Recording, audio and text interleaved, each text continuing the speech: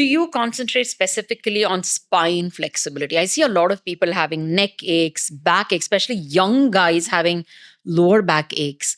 And I do suffer sometimes from upper back ache because of the posture of the way I sit as a doctor. Neck ache. So spine becomes such a central, integral part of a posture. Many a times I also think that that's what makes you feel youthful, isn't it? And look youthful because your spine is erect. So that kind of makes you look so youthful. So, how do you go about it? Or what advice do you tell us, even while sitting in terms of posture? What can we do in between the day? Or what practices should we be doing? So, firstly, I fully agree with what you said. You are as young and supple and open minded and flexible as you are in your spine and your mind. I feel like that is the days that you're feeling closed up. If you have like a hunch, you're feeling more closed up. You're not, I wouldn't say introverted, but I would say closed. So when I feel like when you're closed in your spine and your body, you're closed in your mind. So that and I see that as I practice, because I love having a straight spine. I think it's so important, and it's also housing your nervous system, right? Yeah. Which is so important. So when something is housing anything, you have to protect it. You have to take care of it, right? Just like our homes, you have to clean it. You have to make sure it's strong and sturdy. So you're safe at all times and you're only getting stronger. A few things that I would suggest that everybody does, especially if you're hunching over on a laptop or like doctors sitting on a table, constantly maybe doing procedures, writing things out, your cat and cow. It's so simple. You can do it anywhere. There's a chair version, there's a mat version, there's a fly fit hammock version. So simple. Your bhujangasana, anything that's really rotating your shoulders and strengthening those spine muscles are your back muscles are really, really important. Another thing is just movement. If you move and you walk with awareness, even maybe a few minutes in an hour or a few minutes in 2 to 3 hours, if you have a desk job, that's good enough. What else can I talk about when it comes to the spine? Spine, I think one thing that I also want to bring to your notice is, have you seen the posture of a lot of girls when they pose like this? Right. Posing in such a way to enhance their body and their posture.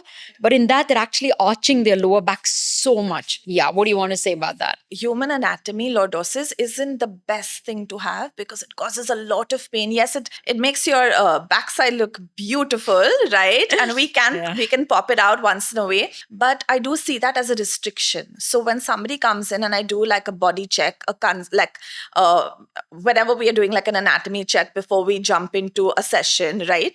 You're always doing an analysis because you have to treat everybody differently. Yeah. So I do see they are restricted with their movement. We cannot do hyper extensions with them. Even though they have a beautiful arch, we cannot overdo that extension also because, everything is about balance. You have to bring them back, like hypermobility, right?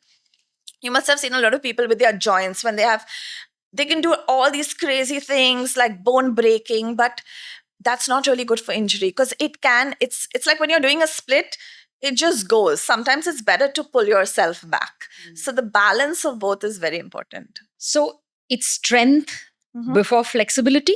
I think it's equal. It's equal? Think, because like a gymnast, and this is we've just had Olympic season and we've seen how important flexibility and strength both are, right? They have one brings the other back. It's so important to have both. And flexibility without any strength is as good as, not have. So I was thinking, you need to have that strength before you simply say, I'm flexible. Absolutely. Can you just tell me one or two easy things for people like us who are at work, whether it is students, like you said, on desk or desk jobs? What can we quickly do to just get our spine aligned?